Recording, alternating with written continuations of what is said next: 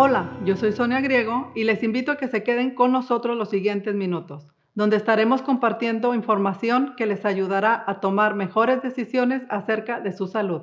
Hola, ¿qué tal? Yo soy el doctor Enrique Griego, dándoles la bienvenida a este su programa Hablando de Salud, el cual es un programa semanal dedicado a la educación comunitaria sobre temas de salud.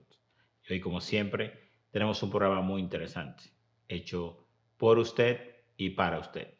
Disfrútelo. En el programa de hoy seguiremos contestando las preguntas de nuestra audiencia. Y la primera pregunta dice así: Doctor Griego, ¿qué es la microbiota intestinal y cuáles son las enfermedades causadas por una flora intestinal inadecuada? Bueno, la flora intestinal son esos, se dice que son 39 trillones entre bacterias, parásitos, hongos y virus que colonizan o que viven en nuestro intestino, sobre todo en el intestino delgado y en lo que es el colon, que es el intestino grueso. Esa flora intestinal tiene una función muy especial. Nuestra salud mental y nuestra salud física y nuestra salud inmunológica depende en gran medida al tipo de flora intestinal que nosotros tenemos. Y esa flora intestinal va a depender del tipo de alimentos que nosotros consumimos. Las bacterias intestinales, que son son las que ocupan el mayor porcentaje de todos estos microorganismos que forman parte de la flora intestinal, se alimentan principalmente de productos vegetales. Las fibras, sobre todo entre más variado sea los frutos, los vegetales, los granos, las legumbres, entre más variedad hay al consumirlos, más variedad de tipos de fibra estas bacterias van a recibir y eso hace que las que van a crecer son las bacterias intestinales que nos van a ayudar a nosotros a mantener nuestra salud. Ellas producen muchas sustancias, producen ácidos grasos esenciales como el ácido propiónico, el ácido acético, el ácido butírico, que tienen una función muy importante en nuestro sistema inmunológico y también producen neurotransmisores, entre ellos producen principalmente la serotonina. ¿Sabía usted que más del 90% de la serotonina que nuestro cerebro necesita para trabajar adecuadamente se produce en el intestino y es casualmente producida por estas bacterias intestinales? En sí, producen sustancias que ayudan al buen funcionamiento de nuestro sistema inmunológico, preparan nuestro sistema inmunológico, lo fortalecen, producen sustancias que trabajan en otros órganos e incluso el sistema endocrino también es en parte regulado por la función de esas bacterias intestinales, por esa flora intestinal y por supuesto nuestro sistema nervioso también es influenciado por la función de estas bacterias. Por eso es importante que nosotros conozcamos esta información. Porque si nosotros al consumir nuestros alimentos pensamos en qué es lo mejor para nutrir a nuestra flora intestinal, para que las bacterias que estén creciendo en nuestro intestino sean las que nosotros necesitamos, que nos ayuden a mantener nuestra salud, vamos a tomar una decisión apropiada. Ellas se alimentan de productos de origen vegetal, todo lo que sale de la tierra y todo lo que sale de las plantas tienen todos los ingredientes necesarios, sobre todo el tipo de fibra, para que nosotros vayamos a tener una flora intestinal adecuada.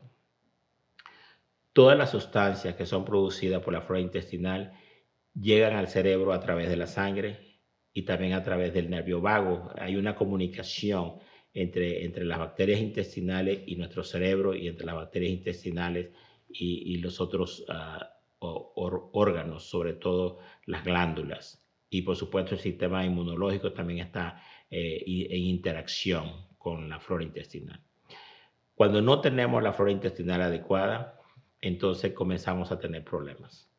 esta flora intestinal que no es adecuada comienza a afectar la pared del intestino y puede causar inflamación de la pared del intestino, puede hacer que usted desarrolle un intestino permeable, donde pasen sustancias no digeribles o no digeridas del intestino hacia la sangre y entonces su sistema inmunológico va a reaccionar y van a producirse reacciones autoinmunológicas que pueden causar inflamación del intestino y causar más alteración en ese nivel.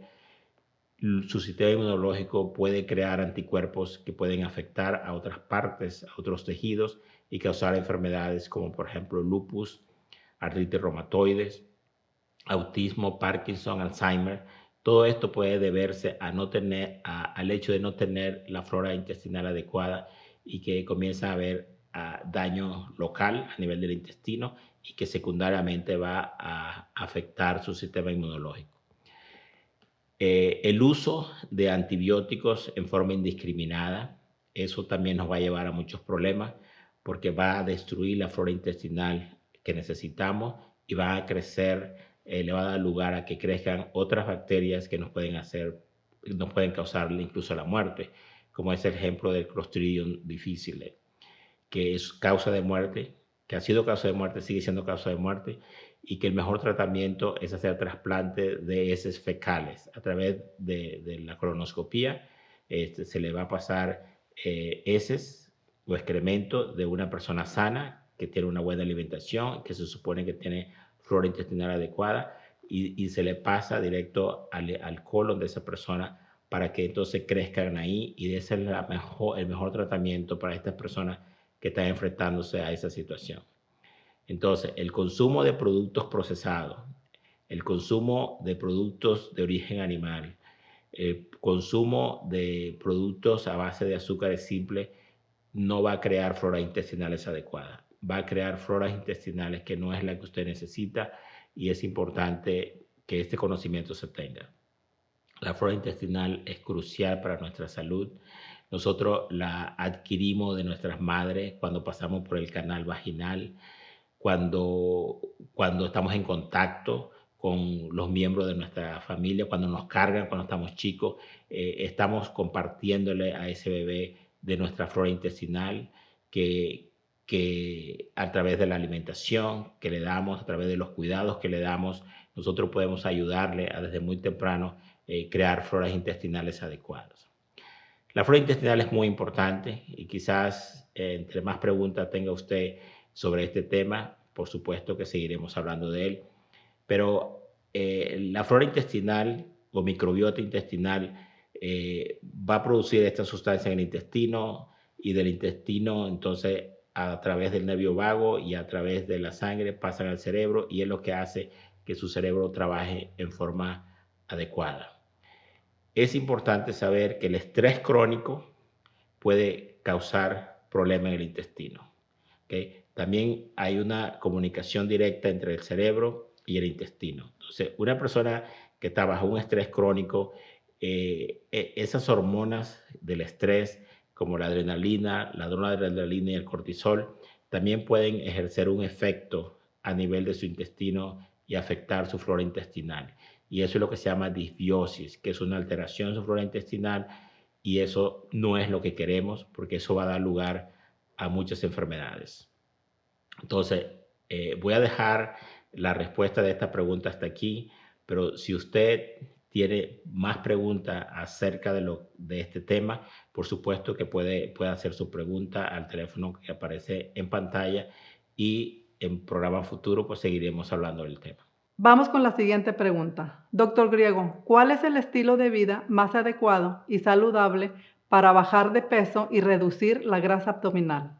Bueno, un estilo de vida saludable es lo que todos necesitamos. Y esto incluye que nosotros tenemos que balancear entre una buena alimentación, una buena actividad física, dormir bien y saber manejar el estrés. Y por supuesto que es importante evitar las sustancias que son nocivas para nuestra salud. Estoy hablando del tabaquismo, del alcohol y de muchas otras sustancias que no nos ayudan, que no son parte de tener un estilo de vida saludable. Es muy importante que nosotros reconozcamos que la alimentación es un pilar muy importante cuando hablamos de un estilo de vida saludable. La alimentación debe ser a base de vegetales. En los vegetales, en las frutas, vamos a encontrar las fibras que necesitamos, que son muy importantes para nuestras bacterias intestinales, para la función de nuestra función intestinal. Las fibras son cruciales y eso lo vamos a encontrar en esos productos. Nosotros necesitamos vitaminas, minerales, antioxidantes, polifenoles, que son sustancias que solo vamos a adquirir de los productos naturales, de los productos originarios de la naturaleza, de las plantas. Entonces, frutas, vegetales, granos enteros, legumbres. Dentro del grupo de las legumbres están los frijoles, lentejas, garbanzos, soya, habas, forman parte de ese grupo. Entonces, del 80 al 90% de lo que nosotros veamos en nuestros platos debe venir de estos grupos. Es importante que usted disminuya el consumo de productos de origen animal o no los consuma, realmente no los necesitamos, porque de los productos de origen animal solo vamos a obtener grasa saturada, que no es el tipo de grasa que necesitamos. Vamos a adquirir todos los químicos y todos los antibióticos y todas las sustancias, todas las hormonas que le inyectan a ese animal para que al venderlo el animal pese más y genere más dinero para la persona que crió y vendió el animal. Entonces, eso termina en nosotros, entonces tenemos que tomar eso en cuenta. De ahí que a veces nos preguntamos, ¿y por qué tengo cáncer? ¿Y por qué a temprana edad desarrollé esta enfermedad neurológica? Bueno, probablemente son químicos que estamos consumiendo y no nos hemos dado cuenta. Ahora, los productos naturales también pueden tener pesticidas, pueden tener sustancias, por eso entre más orgánicos sean es mucho mejor. Y es importante que observemos bien de dónde vienen los vegetales, los frutos, lo que comemos realmente. Es muy importante que veamos eso. Nosotros necesitamos también en nuestra alimentación darle a nuestro cuerpo proteínas, entonces tenemos que conseguir proteína de buena calidad. La proteína de mejor calidad no es la que viene de origen animal. O sea, hay animales que sí tienen una calidad buena de proteínas, por ejemplo, el pescado, no solamente tiene una excelente proteína, sino que tiene una excelente calidad de grasa, porque tienen omega 3, que son ácidos grasos esenciales y que son esenciales para la función de nuestro cerebro, nuestro sistema nervioso. Es muy importante que no se olviden de que el pescado es una buena fuente de proteínas. Grasa vegetal es excelente. La grasa vegetal la vamos a adquirir del aguacate, de las nueces, de las almendras, de las semillas, de las olivas, el aceite de oliva, por ejemplo. Son excelentes fuentes de grasa vegetal. Entonces, todo esto es importante conocerlo porque es el conocimiento que nos va a ayudar a tomar la decisión más adecuada. En cuanto al ejercicio, tenemos que caminar, tenemos que hacer ejercicio aeróbico, caminar, trotar, andar en bicicleta, siquiera 2 o 3 días por semana. Y 2 o 3 días por semana vamos a usar ejercicio de resistencia. Tenemos que combinar los dos tipos de ejercicio. Tenemos que desarrollar fuerza muscular y eso debido al ejercicio de resistencia, las cuerdas, levantar un poquito de pesa, todo eso nos puede ayudar. Ahora, el dormir es crucial. Sabemos que de las 24 horas de vida que tenemos cada día, debemos dormir 8. Entonces, 8 horas para el descanso es adecuado, tener un sueño apropiado y que podamos descansar, nuestro cuerpo lo necesita, porque durante ese tiempo el cuerpo descansa, se repara, se regenera, se purifica y cuando eso lo combinamos con el ayuno intermitente, que es el tiempo las horas que transcurren entre la hora de la cena y la hora del desayuno, entre más largo se hace el periodo es mucho mejor. Entonces, si usted duerme 8 horas y ayuna 14 horas al día, por ejemplo, cena a las 6 de la tarde y desayuna a las 8 de la mañana, son 14 horas de ayuno y 8 horas de descanso en la noche, eso le va a ayudar a su salud. Muchas cosas buenas suceden cuando nosotros podemos combinar esas dos acciones. Es importante también saber que los probióticos, los suplementos, debemos suplementar nuestra alimentación con vitamina D, con vitamina B12, con probióticos. Es importante recordar que la meditación, el manejo del estrés es crucial porque la tensión emocional va a tener un efecto detrimental en nuestra salud física y puede debilitar nuestro sistema inmunológico, lo cual no nos ayuda. Recuerden que sobre todo en esta situación que estamos viviendo hoy día, necesitamos tener un sistema inmunológico fortalecido y eso va a depender de que tengamos un buen descanso, que nos alimentemos adecuadamente, que seamos activos físicamente y sobre todo que haya paz interior a través de desarrollar técnicas, practicar técnicas que nos ayuden a manejar el estrés de la vida. Doctor Griego, algunas personas han quedado con muchas secuelas del COVID-19 que les ha afectado su calidad de vida. ¿Qué le podemos decir a estas personas? Bueno, el síndrome post-COVID es muy reconocido. Muchas personas, aunque no hayan tenido una forma severa del COVID, realmente tienen muchos problemas después de que pasaron por la infección. Sobre todo aquellas personas que tenían o que tienen lo que se llama enfermedades persistentes, como por ejemplo personas con diabetes tipo 2, personas con alta presión, personas que han tenido problemas de corazón, personas que han tenido fibromialgia, personas con psoriasis. Son las personas que hemos visto que quedan con más problemas, sobre todo antes del COVID, si la persona tenía problemas emocionales como ansiedad y depresión, usualmente tienden a alterarse un poco más. Las causas por las cuales esta situación sucede, se estima que hay una inflamación sistémica como resultado de no solamente del efecto directo del virus, sino la interacción de su sistema inmunológico con las proteínas del virus. Esa reacción va a producir inflamación de muchos tejidos. Algunas personas hay más inflamación del riñón, del páncreas o del corazón. Incluso hay descrito casos de miocarditis después del COVID. Estas personas quedan con inflamación en la parte interna de las arterias, que es el endotelio, y eso hace que esa persona sea más propensa a desarrollar un coágulo que puede terminar en un infarto, en una embolia cerebral. En los riñones hay receptores del virus y en algunos pacientes es uno de los órganos que es afectado. Algunas personas después del COVID quedan con esa situación. Entonces son muchos los problemas que nosotros vemos en la práctica, por eso siempre le hemos hecho el llamado que si usted tuvo COVID es importante que usted regrese con su médico porque hay exámenes que hay que hacer, porque hay situaciones que solamente a través de exámenes pueden ser detectados. Algunos de los síntomas con los que la persona queda es con dolor abdominal, diarrea, a veces estreñimiento.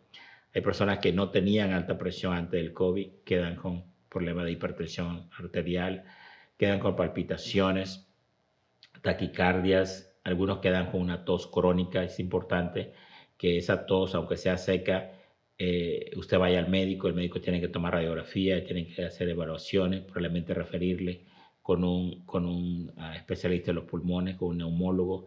En algunas ocasiones el neumólogo ha encontrado fibrosis de los pulmones a través de un CT scan del pecho, donde podemos observar esos cambios en sus pulmones.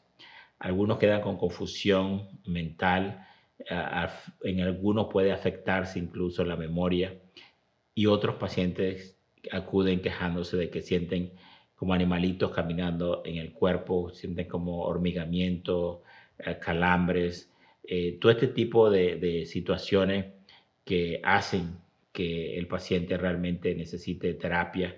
A veces los médicos primarios tenemos que apoyarnos en otros especialistas para darle la atención a estos pacientes.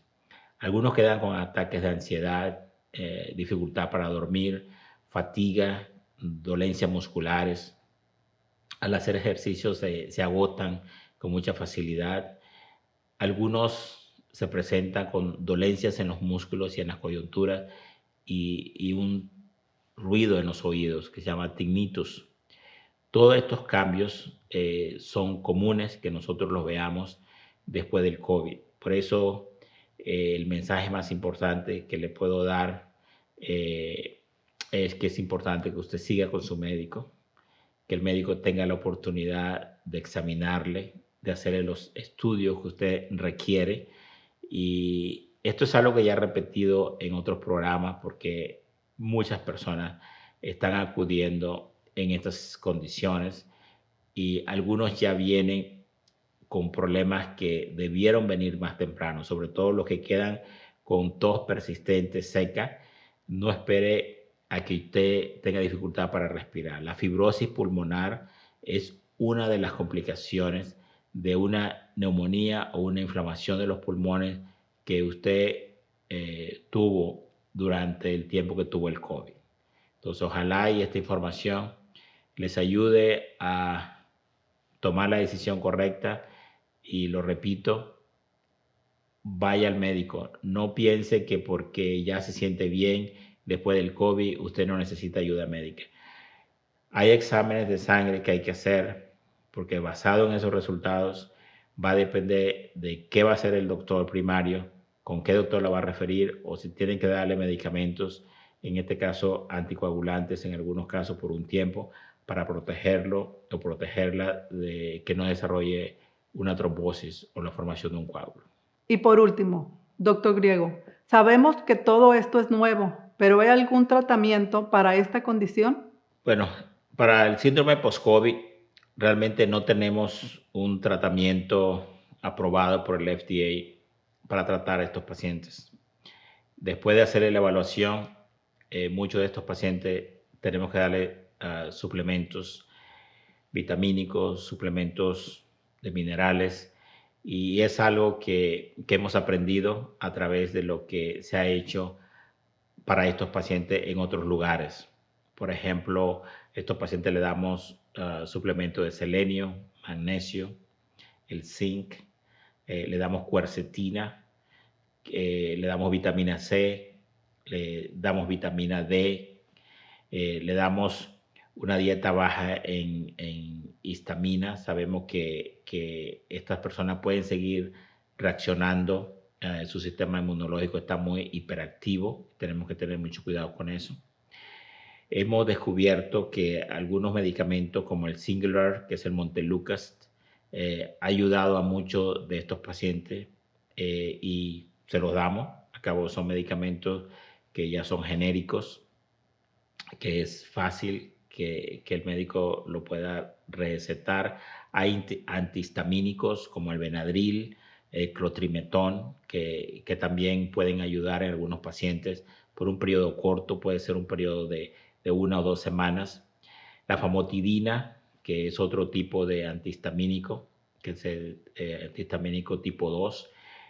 La famotidina cuando la damos, pues nos gusta darla 2 veces al día. La ivermectina, que es un producto que en este momento está en controversia porque en muchos estudios que se han hecho, igual no ha sido aprobado por el FDA, aunque hay mucha evidencia clínica de que este medicamento pueda ayudar a la profilaxis, a evitar el COVID, tratar al COVID agresivamente en su fase aguda y disminuir el riesgo de que estos pacientes desarrollen la forma severa del COVID. Bueno, se ha encontrado que en algunos pacientes pueden beneficiarse de recibir 5 días con ivermectina si tienen mucha sintomatología después del COVID. Los esteroides, a veces damos cursos de esteroides a estos pacientes y también los resultados han sido muy positivos. A veces damos ansiolíticos como el lorazepam, el prazolam, medicamentos para depresión como por ejemplo el Prozac, que también ayudan si el componente principal que le quedó a este paciente son problemas emocionales tipo ansiedad y depresión. La alimentación juega un papel muy importante. Es muy importante que nosotros cambiemos la alimentación de estos pacientes. Le ayudemos a estos pacientes a reconocer que la mejor alimentación es la alimentación basada en plantas. Más frutas, más vegetales, más granos, más cereales, más semillas. Entre menos productos procesados, entre menos productos de origen animal consuman, entre menos azúcares refinadas consuman estos pacientes, la respuesta puede ser más favorable. El naltrexón también es una de las sustancias que en algunos pacientes lo hemos usado con excelentes resultados. Entonces, como se dan cuenta, tenemos que ser creativos los médicos primarios porque estamos hablando de una condición nueva. El COVID solo lleva un año y los pacientes están viniendo. Incluso yo he tenido pacientes que han tenido COVID y han pasado 2 o 3 meses, se sienten bien y después de 2 o 3 meses sentirse bien después del COVID, comienzan a tener problemas. Ah, doctor, mire, se me olvidan las cosas, no puedo recordar bien, tengo dificultad para dormir, me canso con mucha facilidad, incluso al hacer las cosas que antes las podía hacer y no me cansaba. Entonces, esas secuelas se pueden presentar inmediatamente después que la persona se ha recuperado, después que la persona se siente bien o pueden presentarse más tarde. Es algo nuevo, es algo que estamos conociendo día a día y por eso es que tenemos que ser creativos para asistir a estos pacientes. ¿Por qué? Porque sí sabemos que hay una razón por la cual estos pacientes pueden quedar con estas secuelas.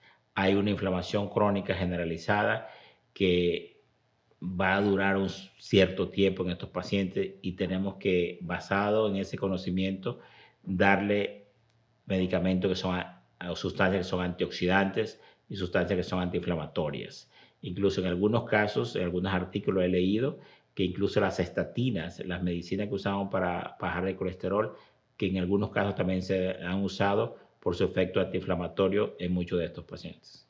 Gracias por su atención. Los esperamos la próxima semana a esta hora y en este mismo canal, donde estaremos ofreciendo un programa más de educación sobre salud. Gracias por su atención y si usted tiene alguna pregunta sobre algún tema de salud, por favor, haga la pregunta al teléfono que aparece en pantalla. Gracias y los esperamos la próxima semana.